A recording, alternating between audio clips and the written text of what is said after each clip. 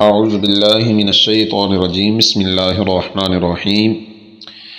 آج آپ کے سامنے ایک ایسا وظیفہ بیان کر رہے ہیں کہ جمعے کے دن جو بندہ یہ وظیفہ کرتا ہے، اگر دجال کا فتنہ بھی آ جائے تو اس فتنہ سے بھی وہ بندہ محفوظ رہے گا۔ آئیے اس وظیفہ کو جاننے کی کوشش کرتے ہیں کہ وہ کون سا وظیفہ ہے جو جمعہ کے دن بندہ کرتا رہے تو دجال کے فتنہ سے بھی محفوظ رہتا ہے۔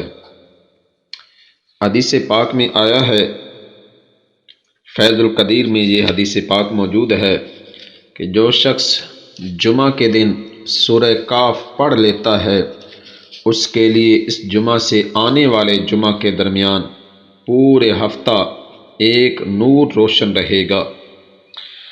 سنن کبریٰ للبیہقی کی حدیث مبارکہ میں ہے کہ جو شخص جمعہ کی رات سورہ کاف پڑھ لیتا ہے، اس کے لیے اس کی جگہ اور بیت العتیق خانہ کعبہ کے درمیان ایک نور روشنی بخشتا رہتا ہے۔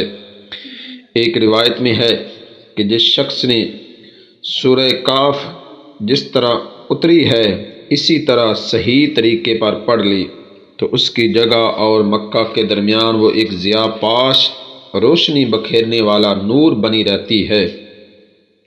جو شخص اس کی آخری 10 آیتیں پڑھتا رہے گا، اگر دجال اس کی زندگی میں نمودار ہو گیا تو وہ اس شخص پر مسلط نہ ہو سکے گا۔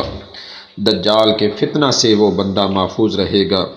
ایک اور روایت میں آیا ہے کہ جس شخص نے اس سورہ کی اول 10 آیتیں اور دوسری روایت میں ہے کہ آخری 10 آیتیں یاد کر لیں اور ہمیشہ پڑھتا رہا، وہ دجال کے فتنہ سے محفوظ رہے گا۔